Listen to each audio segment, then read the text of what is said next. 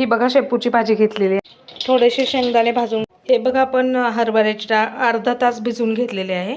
1 वाटी शेंगदाणे, हिरवी मिरची आणि हा लसूण हा सालीसोबत घेतलाय, तर मला असंच आवडतो, तर तुम्हाला सोलून घ्यायचं असेल तर घेऊ शकता किंवा। आणि हे मीठ घेतलेलं आहे, बघू शकता तुम्ही। चला आपण पुढची प्रोसेस पाहूया। चला तर खलबत्त्यामध्ये मिरची आणि लसूण टाकून घेऊया आणि चवीपुरतं थोडंसं मीठ टाकू याच्यात।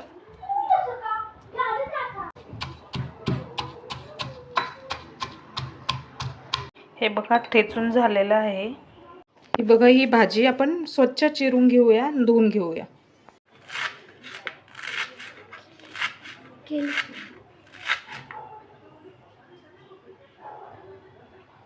चला तर कढईमध्ये तेल टाकलेलं आहे आणि आपण आता बाकीचं काय टाकू बघूया।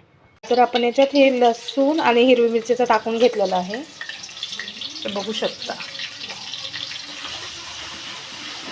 चांगलं परतेपर्यंत असं हे करायचं।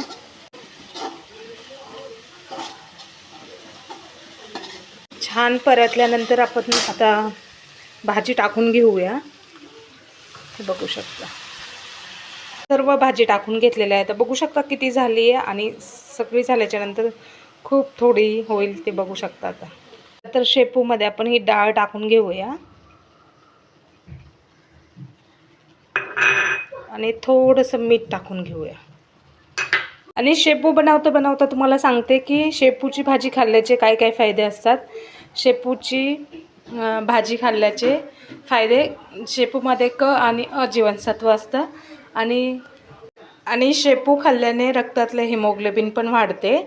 तर शेपूची भाजी सगळ्यांनीच खायला पाहिजे।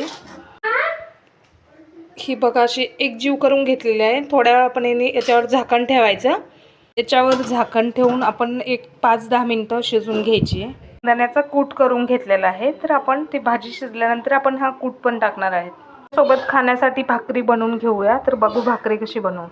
होऊ शकता 10 मिनिटं झालेले आहेत, तर आपण त्याच्यात आता हा शेंगदाण्याचा कूट टाकून घेऊया आणि मग मिक्स करून घेऊया पूर्ण।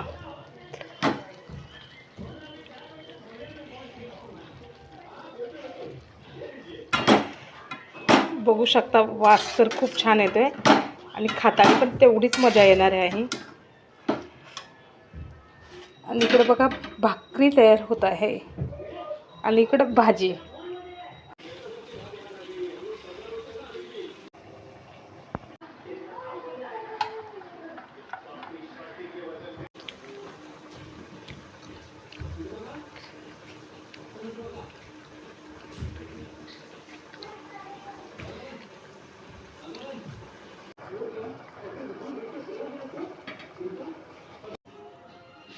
तुम्ही भाकरीसोबत पण खाऊ शकता आणि चपातीसोबत पण खाऊ शकता। आणि बघा बाजरीची पापडी आहे आणि आर्यन खाऊन दाखवणार आहे आता। भाजी आणि चपाती घेतली त्याने, भाकरी नाही घेतली,